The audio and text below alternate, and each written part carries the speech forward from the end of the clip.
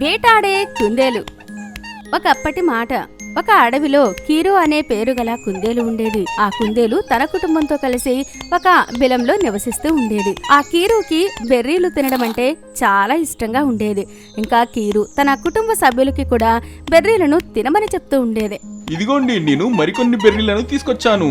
ఒకరోజు కీరు వాళ్ళ అబ్బాయి మున్నాకు వేరే ఏదైనా ఆహారం తినాలనిపిస్తుంది. నాన్న నాకు బెర్రీలను తినాలని అనిపించడం లేదు. నాకు బెర్రీలను తిని తిని విసుగు పుట్టేసింది. మీరు మరేదైనా ఆహారాన్ని మా కోసం తెచ్చి పెట్టగలరా? నాయనా, నేను ఇప్పుడే అడవిలోకి వెళ్ళి ఏదైనా మంచి ఆహారాన్ని మీకోసం తీసుకొని వస్తాను. ఇక కీరు అడవిలోకి ఆహారం కోసం వెళ్ళింది.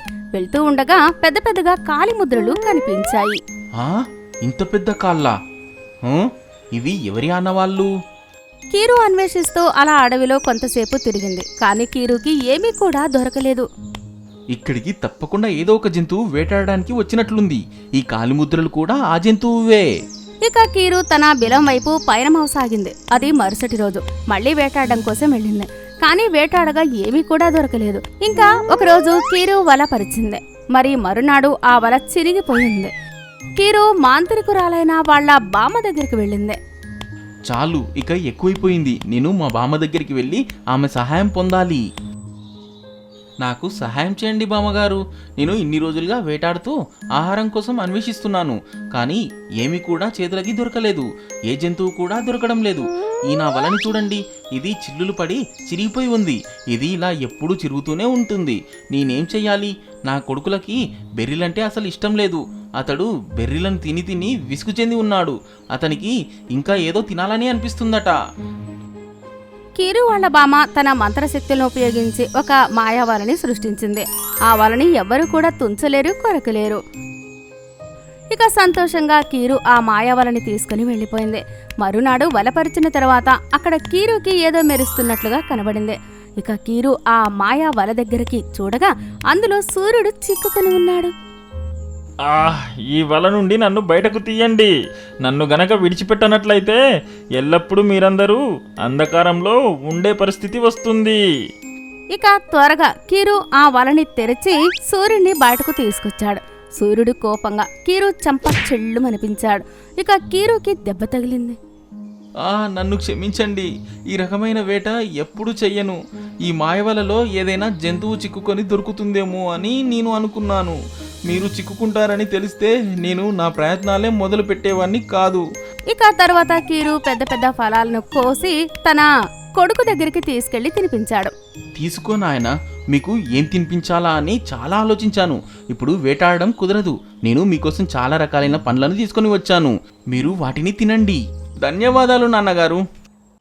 గాడిద ఇంకా మూర్ఖపు మేక. ఒక గ్రామంలో మేక ఇంకా ఒక గాడిద ఉండేవి. అవి రెండు ఒక రైతు దగ్గర ఉండేవి. మొదట్లో అవి రెండు చాలా స్నేహంగా ఉండేవి. కానీ మెల్లిమెల్లిగా ఆ రైతు ఎప్పుడు తన పొలం దగ్గరికి వెళ్ళినప్పుడు మేకను ఇంటి దగ్గర విడిచిపెట్టి గాడిదను పొలం దగ్గరికి తీసుకుని వెళ్ళి చాలా పని చేయించేవాడు. అందుకే ఆ రైతు గాడిదకు తినడానికి చాలా ఎక్కువ మేతను ఇచ్చేవాడు. కానీ మేక కోసం తినడానికి చాలా తక్కువ మేతను ఇచ్చేవాడు. మేకకి తినడం అంటే చాలా ఇష్టం ఉండేది. మెల్లిమెల్లిగా మేక యొక్క స్నేహం ఈర్ష్యగా మారుతుంది. ఇంకా గాడిదని చాలా ద్వేషించేది. నేను ఎప్పుడన్నా వద్దు అన్నానా? నన్ను తీసుకుని వెళ్తాను అంటే నేను అనుకుంటాను పొలంకి వెళ్ళాలి అని, ఎండలో కూర్చోవాలి అని, నా స్నేహితులని కలవాలి అని. కానీ ఈ రైతు నన్ను ఎక్కడికి తీసుకొని వెళ్ళడు. పూర్తి రోజంతా ఇంట్లోనే ఉండాలి.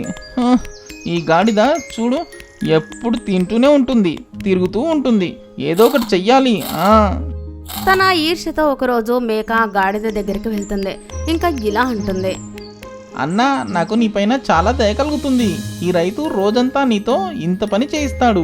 అక్కడ చూడు, ఎదురుగా ఒక పెద్ద గుంత ఉంది. నా మాట విని అక్కడికి వెళ్ళి దూకేసాయి. కొన్ని దెబ్బలు తగులుతాయి, కానీ ఒక వారం రోజులు విశ్రాంతి తీసుకోవచ్చు. ఇంకా నా సంగతి అంటావా? నీ స్థానంలో వెళ్ళి కొంచెం సహాయం చేస్తాను. గాడిద మేక మాటలు నమ్మి ఒక గుంత లోపలికి వెళ్లి దూకుతుంది. కానీ అలా దూకడంతో గాడిదకి చాలా ఘోరంగా దెబ్బ తగులుతుంది. అది చూసి రైతు చాలా కంగారు పడతాడు. అతను డాక్టర్ని పిలుస్తాడు. ఇంకా గాడిదని జాగ్రత్తగా చూసుకోమని చెప్తాడు. డాక్టర్ దానికి నయం అవడానికి ఒక ఉపాయం చెప్తాడు. ఏంటి అంటే దానికోసం మేక రక్తం కావాల్సి ఉంటుంది. ఆ మేక రక్తంతో మాలిష్ చేస్తే గాడిద కళ్ళు మళ్ళీ ముందులా గట్టిగా అవుతాయి. అలా అనగానే రైతుకి ముందుగా ఒక ఆలోచన వస్తుంది. ఏంటంటే తన దగ్గర ఒక మేక ఉంది అని. అయ్యో భగవంతుడా, ఇతను అయితే నా ప్రాణం తీయాలని చూస్తున్నాడు. అయ్యో భగవంతుడా, నేను ఏం చేశాను? నా చేతులతో నా ప్రాణాలు తీసుకోవడానికి నేనే గొయ్యి తవ్వుకున్నాను. నేను అయితే ఇరుక్కుపోయాను భగవంతుడా. అయ్యయ్యో. మేక తన ప్రాణాలను విడవాల్సి వచ్చినప్పుడు తన తప్పు తెలుసుకుంది. ఏంటి అంటే అతి తెలివి అతి చురుకుదనం మంచిది కాదు. ఆ వైద్యం తర్వాత గాడిద మళ్ళీ మామూలుగా అయిపోతుంది. ఇంకా అది ముందులానే రైతుతో పాటు పొలంకి వెళ్ళి బాగా కష్టపడేది. ఇంకా ఆనందంగా ఉండేది. పిల్లి ఎలుక. చాలా కాలానికి ముందు మాట ఇది. ఒక అడవిలో పింకీ అనే పేరుగల ఒక ఎలుక ఉండేది. ఆ గ్రామంలోని డోనా అనే ఒక పేరుగల ఒక పిల్లి ఉండేది. డోనా ఎప్పుడూ పింకీని ఎప్పుడూ సతాయిస్తూ ఉండేది. పింకీ సమర్థవంతురాలు అవడం మూలంగా ఎప్పుడూ తన ప్రాణం డోనాకి బలి కాకుండా కాపాడుకుంటూ ఉంది. పింకీ డోనాలు ఈ విధమైన కొట్లాట, వాళ్ళ పరుగుల్ని చూసి, వాళ్ళ తమాషా చూసి అడవిలోని మిగిలిన జంతువులు చాలా ఆందోళన చెందేవి. వింకీ మూలంగా ఈ పిల్లి ఎప్పుడూ మనల్ని వెంబడించదు. కేవలం వింకీనే తరుముతూ వెంబడిస్తుంది. మన ప్రాణమైతే వింకీనే కాపాడుతూ వస్తుంది. ఆ పిల్లి ఈ ఎలుకనే పట్టుకోవట్లేదు, ఇక నన్నేం చేస్తుంది? ఎలుక మాటలు విన్న పిల్లికి మరింత కోపం వస్తుంది. ఇక ఆ పిల్లి అడవిలోని ఒక్కొక్క ఇంటిలోని ఒక్కో ఎలుకను చంపేయాలని అనుకుంది. అడవిలోని ఎలుకలన్నింటినీ తినేయాలనుకుంది. ఇప్పుడు డోనా పింకీ వెనకాలే తరుముతూ ఉండాలని అనుకుంది. పిల్లలు, ఈ విషయాన్ని నేనైతే వదిలిపెట్టే ప్రసక్తే లేదు. మిమ్మల్ని నా చేతుల్లోంచి ఎవరు కాపాడలేరు. మిమ్మల్ని పట్టుకోకపోతే నా పేరు డోనానే కాదు. అరే కాపాడండి, రక్షించండి. పింకీ డోనా బారి నుండి రక్షించుకోవడానికి పరిగెత్తసాగింది. ఇక పరిగెత్తి ఒక ఇంటికి చేరుకుంటుంది. ఆ ఇంట్లో పింకీకి ఒక పెద్ద అల్మారా కనబడుతుంది. ఆ అల్మారా నిండా పుస్తకాలు ఉన్నాయి, రకరకాలైన పుస్తకాలు. పింకీ అల్మారాలోకి ప్రవేశిస్తుంది. నేనైతే అల్మారాలో దాక్కున్నాను. ఇక్కడికైతే డోనా రాలేదు మరి. ఇక అల్మారాలో అన్ని రకాలైన వస్తువులను పింకీ చూస్తూ, అరే వా, ఇన్ని పుస్తకాలను చదివితే చాలా ఆనందం కలుగుతుంది. నాకు చిన్నప్పటి నుండి పుస్తకాలు చదవడం అంటే చాలా ఇష్టం. ఈ పుస్తకాలు చాలా పెద్దగా ఉన్నాయి, మరి ఉండనిలే, నాకు చదవాలని ఉంది. అలా పింకీకి ఆ పుస్తకాలను చదవాలని మనస్సులో కూడా ఉంది. ఇక పింకీ పుస్తకం తెరిచి చదవసాగింది. అరే వా, ఈ పుస్తకం చాలా తమాషాగా ఉందే. ఈ పుస్తకాన్ని నాతో పాటు తీసుకెళ్తాను. బహుశా నాకు డోనా నుండి తప్పించుకునే విధానాలు కూడా తెలిసిపోవచ్చు. సాయంత్రం అవగానే పింకీ ఎలాగోలా కిటికీ నుంచి బయటకు వచ్చే ప్రయత్నం చేస్తుంది. అకస్మాత్తుగా నిద్రపోతున్న డోనాకి మెలకు వచ్చి డోనా పింకీ వెనకాల పడుతుంది. అరే ఓ ఎలుక, ఎక్కడికి పోతున్నావు? నేను లేచాను. పింకీ పరిగెత్తుతూ తన చేతిలో ఉన్న పుస్తకాన్ని డోనా వైపు విసిరి కొడుతుంది. బిలంలోకి వెళ్ళిపోతుంది. లొంగిపో నాకు. పింకీ పుస్తకాన్ని విసిరికొట్టగా పిల్లి తలకు బలంగా గాయం తగులుతుంది. అరే వా, పుస్తకాన్ని చదివితే నాకు ఈ డోనా బారి నుండి తప్పించుకునే ఉపాయం దొరకలేదు గాని దాన్ని చంపి నా ప్రాణాలు కాపాడుకున్నాను. ఇక పింకీ ప్రతిరోజు అక్కడికి వెళ్లి ఒక పుస్తకాన్ని మోసుకొచ్చేది. ఆ పుస్తకాలను చదివి తన కోరిక నెరవేర్చుకుంది. ధన్యవాదాలు పిల్లి. ఒకవేళ నువ్వు నన్ను వెంబడించకపోయినట్లయితే ఇలా ఇన్ని పుస్తకాలతో నిండి ఉన్న అల్మారా నాకు దొరికేది కాదు. ఇక నేను మేధావిని అయిపోతాను. ఈ పుస్తకాలని చదువుతుంటే చాలా ఆనందంగా ఉంది. 2 ఎద్దులు పంది. ఒకప్పటి మాట. ఒక గ్రామంలో 2 ఎద్దులు ఉండేవి. వాటి పేర్లు రోలు మరియు పోలు. అవి 2 ఎల్లప్పుడూ మంచి మిత్రులుగా తోడుగా ఉండేవి. ఆ ఎద్దులు ఒకరోజు ఒక అడవిలో గడ్డిని మేస్తున్న సమయంలో ఒక రైతు వాటిని చూశాడు. అరే వా, ఈ 2 ఎద్దులను నేను పొలానికి తీసుకెళ్తాను. మా ఇంటికి తీసుకెళ్లి అలా వాటిని పని చేయించి నేను లాభం పొందుతాను. అలా రైతు 2 ఎద్దుల్ని తన ఇంటికి తీసుకుని వెళ్ళిపోతాడు. ఆ రైతు ఇంట్లో కీలు అనే పేరు గల ఒక పంది ఉండేది.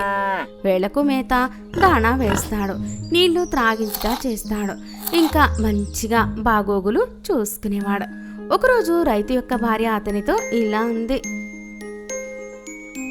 ఇప్పుడు త్వరలో మన కూతురు పెళ్లి జరగబోతోంది.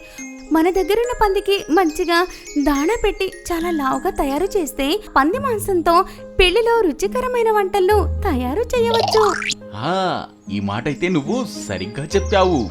పంది కూడా ఏం పనికొస్తుంది, దానిని తినడానికి ఉపయోగించుకుందాము మనము. ఇక రైతు వాళ్ళ పందికి ఎక్కువగా తిండి పెట్టసాగాడు. క్రమక్రమంగా పంది కూడా లావుగా చాలా పెద్దగా అయిపోయింది. పోలుకి అస్సలు నచ్చేది కాదు. నాకు ఈ రైతు యొక్క ప్రవర్తన అస్సలు నచ్చడం లేదు. ఈ పంది చాలా తిండి తింటున్నది. ఇంకా ఎప్పుడు రైతు పందికి మాత్రమే ఎక్కువ తిండి పెడుతున్నాడు. ఇక అతను మనిద్దరికి కలిపి ఎంత పెడుతున్నాడో. ఈ భేదభావాలు ఎందుకు అసలు? ఈ రైతు మనకు ఎంతగా సేవ చేస్తున్నాడు. నేనైతే చాలా ఆనందంగా ఉన్నాను. సేవ అయితే చేస్తాడు కానీ నువ్వు చూడలేదు. రైతు ఆ పందికి మనకన్నా ఎక్కువగా తిండి పెడుతున్నాడు. అరే మిత్రమా, ఇదంతా కొన్ని రోజులు మాత్రమే. పాపం పంది త్వరలో వండడానికి ఆహారంగా మారబోతుంది తెలుసా? రోలు ఇలా చాలాసార్లు పోలుని సముదాయించాలని ప్రయత్నించింది. కానీ ఎప్పుడు పోలు పందితో పోట్లాడసాగింది. పోలు దృష్టి పీలు తిండి మీద ఉండేది. రోజంతా ఎప్పుడు తింటూనే ఉంటుంది. నాకు ఇది నచ్చడం లేదు. కొన్ని రోజుల తర్వాత రైతు యొక్క కూతురు పెళ్లి జరిగిపోతుంది. ఆ పందిని చంపివేసి ఆ మాంసంతో భోజనం తయారు చేస్తారు. అప్పుడిక పోలుకి అంతా అర్థమవుతుంది.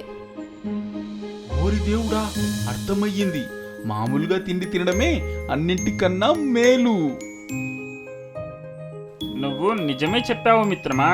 పాపం పంది మనల్ని విడిచిపెట్టి వెళ్ళిపోయింది. ఇప్పుడు రోలు మరియు పోలులు రైతు ఇంట్లో సంతోషంగా ఉండసాగాయి. కావలసినంత మేత తింటూ సంతోషంగా కాలక్షేపం చేయసాగాయి.